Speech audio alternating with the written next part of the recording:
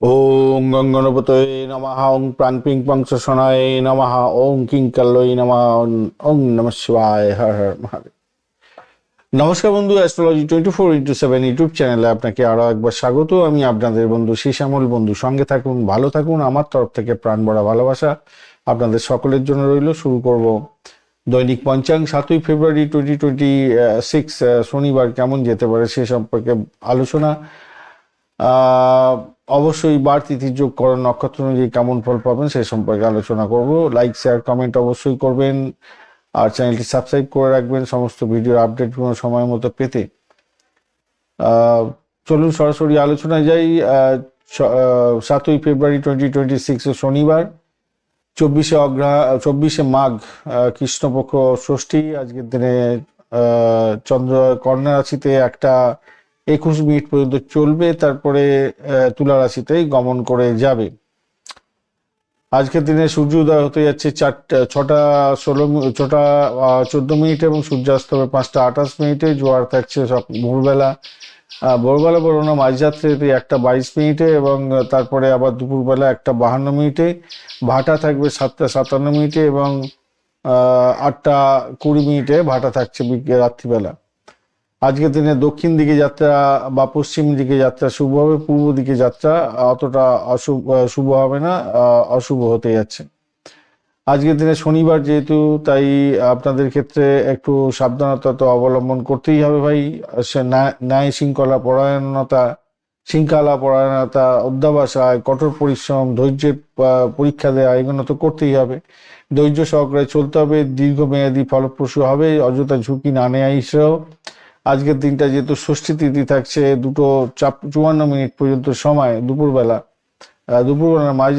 মাঝরাত্রি পর্যন্ত, সেক্ষেত্রে দেবী কার্তিকেয়ের পূজা অর্চনা করবেন, শত্রু দমন করতে পারবেন, সেক্ষেত্রে সাহস পারবে এবং প্রতিরক্ষা ক্ষেত্রে যারা যুক্ত আছেন ভালো ফল পাবেন। নতুন কোনো উদ্যোগের জন্য ভালো হবে প্রতিরক্ষা সংক্রান্ত ক্ষেত্রে বা গার্ড দেওয়ার ক্ষেত্রে।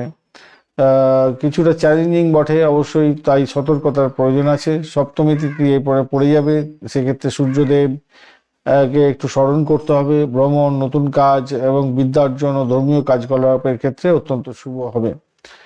সূর্যযোগ যেহেতু থাকছে রাত্রি 11:41 পর্যন্ত সময়, তাই অশুভ ও ধরা হয়ে থাকে। ঝগড়াঝাটি, বিবাদ, মানসিক অস্থিরতা হতে পারে। গুরুত্বপূর্ণ কাজ এড়িয়ে যাওয়া ভালো। গণ্ডযোগের পরে পড়বে, তাই সেক্ষেত্রে অশুভ এটাও, অর্থাৎ 11:41 রাত্রিবেলার পর থেকে গণ্ডযোগ থাকবে। তো সেক্ষেত্রে হঠাৎ সমস্যা আসতে পারে, মাথা ব্যথা, মানসিক চাপ এগুলো দেখা দিতে পারে। ধৈর্য সহকারে চলতে হবে, প্রার্থনা করলে প্রভাব কমে যাবে।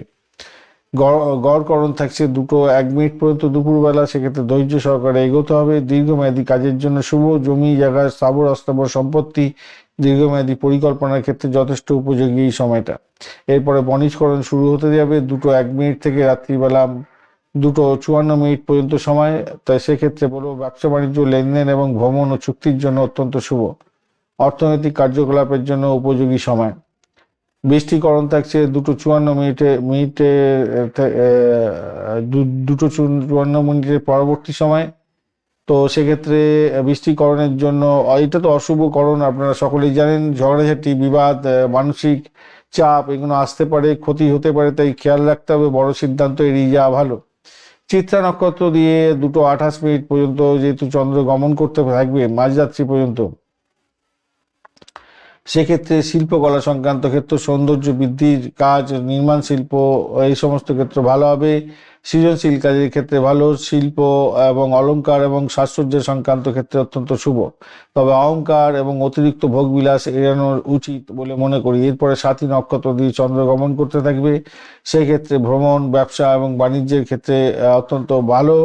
নতুন উদ্যোগ গ্রহণ করতে পারেন। ভ্রমণের ক্ষেত্রে ভালো, ব্যবসা বাণিজ্য শুরু করার জন্য শুভ। তবে অতিরিক্ত স্বাধীনতা এবং একঘেয়েমির জন্য সমস্যা আসতে পারে। তাই সকাল থেকে দুপুরবেলা পর্যন্ত সময়ে ষষ্ঠী, গড়করণ এবং চিত্রা নক্ষত্র যেহেতু পাচ্ছেন, তাই সৃজনশীল কাজ, স্থায়ী পরিকল্পনা এবং শত্রু দমনের ক্ষেত্রে শুভ। দুপুরবেলা থেকে রাত্রিবেলা পর্যন্ত সময় বণিজকরণ সপ্তমী শুরু হয়ে যাচ্ছে এবং সাথী ও চিত্রা নক্ষত্রের ব্যাপারটা থাকছে, যেহেতু ব্যবসা বাণিজ্য, ভ্রমণ এবং নতুন উদ্যোগের জন্য ভালো।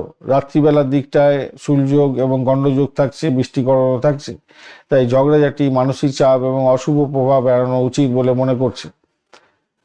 আজকের দিনে শুভ সময়গুলো নিয়ে আলোচনা করব। সেটা হচ্ছে গিয়ে আজকের দিনে শুভ ব্রহ্ম মুহূর্ত থাকছে 4:31 থেকে 5:22 পর্যন্ত। অভিজিৎ মুহূর্ত থাকছে 11:28 থেকে 12:13 পর্যন্ত। অমৃতকাল থাকছে 7:31 থেকে 9:15 পর্যন্ত। বিজয় মুহূর্ত থাকছে 1:43 থেকে 2:28 পর্যন্ত।